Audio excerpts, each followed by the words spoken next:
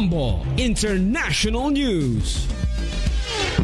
Samantala, dumako po tayo sa mga karagdagang pagulat mula sa probinsya. Mga Pinoy doon sa Estados Unidos handa daw makipagtulungan sa pag-upo ng ika-47 Pangulo ng Amerika na si President Donald Trump. Kaugnayan, kuha po tayo ng karagdagan pang detalye dyan sa pagulat ng Star FM Baguio.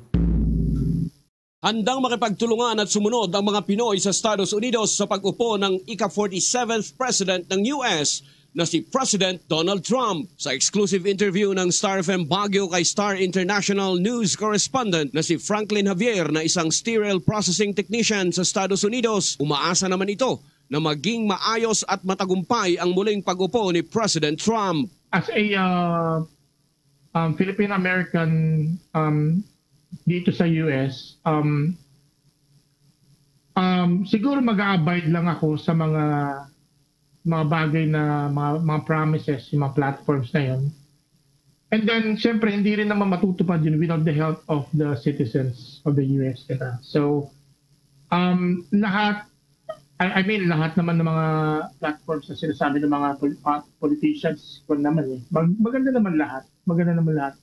Although, to some, it may work, to some, it may not. Diba?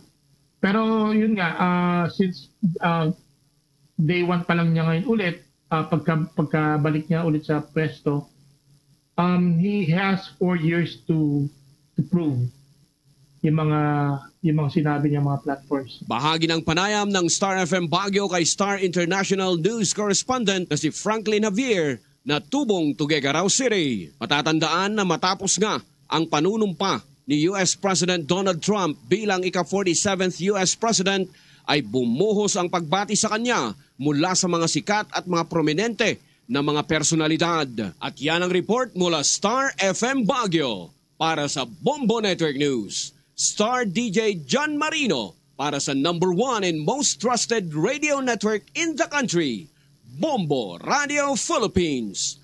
Basta Radio, Bombo!